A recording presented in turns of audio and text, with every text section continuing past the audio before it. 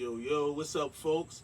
This Impact, and I want to take this time to welcome you back to the Hurt Business 101. Let's get right into the video, man. Today's video, I want to discuss a fight that's coming up, and it is a fight between Jermell Iron Man Charlo and Saul Canelo Alvarez. I'm not going to lie to you guys, I wasn't really looking forward to this fight at all. This is one of those fights where I'm just going to cover it because I think it's going to be a pretty good fight. But I'm just going to cover it because I just have a duty to cover these boxing events. But it's dealing with one of those subjects I hate. And that's, the going up in weight classes and not respecting the weight divisions. I really don't like it when guys jump up. I mean, I can see going up a weight division, but I don't like seeing guys jump straight up 2 weight divisions, or what they talking about with Terrence Crawford, 3 weight divisions possibly going up. But hey, I'm gonna break it down for you guys. Let's go. I'm gonna first speak from Jermell's Charlo side of things. There's an issue I have with Jermell Charlo fighting Canelo, and it's stylistically, but it has to do with the weight as well. And here's why. Jermell Charlo is the kind of guy who he is what I call, he's straight up and down. I mean, he doesn't do anything. He's not going to really trick his opponents with anything. But if somebody gets, undisciplined and, maybe gets a little greedy or loses focus for too long, he'll capitalize it and get you up out of there. And that's what I see when he's fighting guys in his division, because he's very explosive and he has the power to, to get a guy out of there any given moment. He may be even able to do that at 160 as well. I'm pretty sure he'll have enough power to translate to 160. And if you make a mistake and get a little bit too greedy at times, and or lose your focus and clown around, he's gonna get you up out of here. But as far as his style, Jermell Charlo is pretty simple. He's coming in behind either 1 jab or 2 jabs. He's throwing it hard. He has a hard, accurate, straight right hand down the middle that he throws, and he can put you to sleep with that shot. But he throws that, and then sometimes he follows it up with a left hook. Now, sometimes he gets a little greedy. If he hits a guy, I like that he follows up, but he'll hit a guy and doesn't check the temperature before he just goes all in with his attack. Like, I don't expect him to sit back and admire his work, but I believe sometimes he does get reckless. And against guys in his division, that may not be able to deal with the power, I believe that can be a good thing sometime, because he may overwhelm a guy where they're hurt. He don't sit back and admire his work and wait before he follows up. But, coming in behind that 1 or 2 jabs, I mean, and it is not very much. It's like 1, 2, next time 1 followed up with a right hand, next time 2 jabs, follow that up with a right hand. You know what I mean? Very seldomly. Sometimes he'll take a stab down to your body with the jabs. He'll come up with an uppercut from there. But I mean, but it's ABC 1, 2, 3, and it's good to be able to be to stay behind your jab and be fundamental. But I'm gonna tell you where the issue comes in at with this fight. Canelo is the kind of guy who's real bendy at the waist. Okay, he's very bendy at the waist. It seems like after Floyd Mayweather, he kind of worked on being slick. Now his feet are still stuck in quicksand. Typical Mexican fighter from that standpoint. He does stand flat-footed. He does need to be fully set in order to let off his power punches. But he is bendy at the waist. And he's a good counter puncher. He's a really good counter puncher. As much as I get on Canelo, it's more about, I just don't like the way it's cool to navigate your career the way you want to, but I just don't like the way he navigates around the challenges in his weight class, and he goes up and fight guys that he knows easier to beat, and he'll fight a smaller guy, but a lot of times the guys right in his weight class where go ahead and give us those fights, he chooses not to do that for whatever reasons.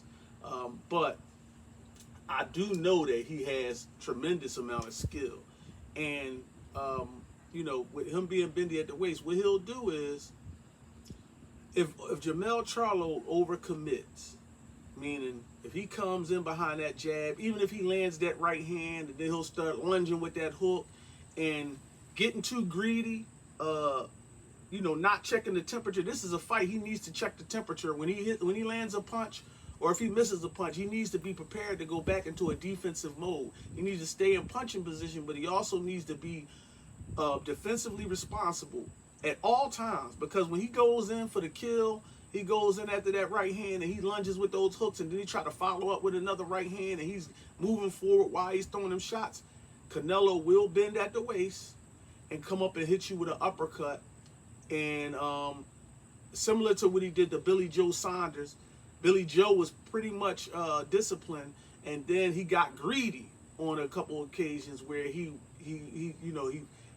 kept following up and going in, and Canelo slipped and came up with an uppercut, and that's the shot that like broke his orbital bone, and then, the rest was all she wrote. The fight ended up getting halted, because once again, you can't get too greedy with Canelo. The way to fight Canelo Alvarez is something that Jermell really doesn't possess. It doesn't mean he has zero chance, but the recipe for Canelo is, and I know it's easier said than done, but you need to have be bigger than him, like a B-ball, with a high punch volume, but also have fast feet. It's not just about the hand speed. It's the foot speed of being able to move in and out, in and out. Close the distance, throw shots, move out like Bivol did before Canelo could return.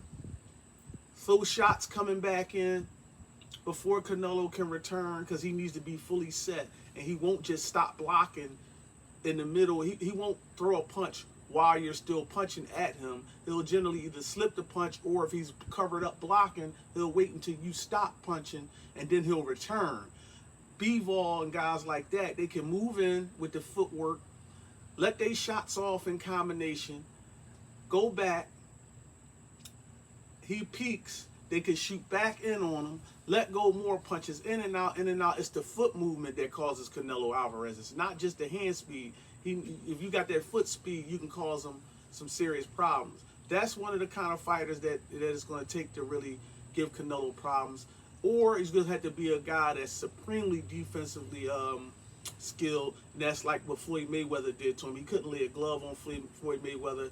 He was so defensively responsible, fast feet and quick upper body, and the ability to sharpshoot counters. Even if those punches are not really hurting him to the degree where he's getting staggered, they are hard enough to make him respect the fact that he can get stung by him, and he don't want to keep getting hit with clean shots. All those punches hurt with those 8 and 10 ounce gloves. So that's the way to kind of get to him. Or it's going to take a guy that I believe stylistically, the reason he's avoiding him, I don't like to do all that, call them ducks and all that stuff and saying they scared. I don't really believe that. But there is matchmaking for a reason, and I believe he does not like to be carried fast. None of these things Charlo possess. That's why I don't believe Charlo actually will win this fight. David Benavidez is the kind of guy that has the physical strength. Also, he has a high punch volume, and he smothers his opponents. And like I said before about Benavidez, he always remains dangerous. And he's going to smother you, and he's going to throw a lot of punches, and he's physically strong. He can take a shot. Now, he has to be careful, too, from getting countered from Canelo Alvarez, because Canelo has a lot of power. But that type of style, Canelo likes to fight at his pace. And Jermell standing on the outside, jabbing, double jabbing, throwing an occasional right hand, lunging in with a hook, then looking, trying to be measured. Now, he's boxing, and he's doing a good job boxing, but you can't let Canelo be comfortable. And I believe in this fight, Canelo will be entirely too comfortable, because he has enough power to make Jermell think twice before he does anything. And that's how Canelo is able to fight at his own pace. When he has you overthinking without action, he's able to sit there, breathe, pace himself. And he has conditioning issues as far as his stamina. But, if you're not pushing the envelope and mentally frustrating them and physically draining them, those fatigue issues are never going to come out, because he's able to pace himself, throw a hard shot at you, make you wary of his power and stuff like that. And then, fight in spots, and stuff like he's a spot fighter. He'll explode on you with a couple punches here and there, but he's not stringing a bunch of punches together and stuff like that. And then, you know, I believe these are the reasons I don't believe Jermell can do it, because he can't carry him fast because of the dangers involved. He doesn't have high punch output because he's a little more calculated coming in behind his jab with everything. And he's not very bendy at the waist, and he doesn't have the fastest feet, although he's a good athlete. He doesn't have the fastest feet in and out. The defensive responsibility as far as being bendy at the waist and very instinctive, and he's not going to be able to have the physical strength to just back Canelo up and make him fight at a faster pace than he would like to fight. So with that being said, I'm going to give the nod to Canelo Alvarez in this fight. On top of that, I don't believe that Charlo will be able to even get a decision against Canelo Alvarez with the way that he fights. You know, it's very hard to win a decision against Canelo Alvarez. We all know. We had a judge give him a draw versus Floyd Mayweather when I seen him clearly lose every round, and nobody can tell me anything different. So I'm going with Canelo Alvarez with a victory. I'm leaning towards a unanimous decision here, but you know, anything can happen. Canelo could catch him with something. This fight could get stopped, or he could stop Jermell. I really don't see Jermell stopping Canelo, but there's my prediction for the fight: Canelo Alvarez via unanimous decision or possibly a stoppage. I want to thank you guys for tuning in to another edition of the Hurt Business 101. And you know what they say: it's no business like show business, but I say it's no business like the Hurt Business. 1-0-1 done.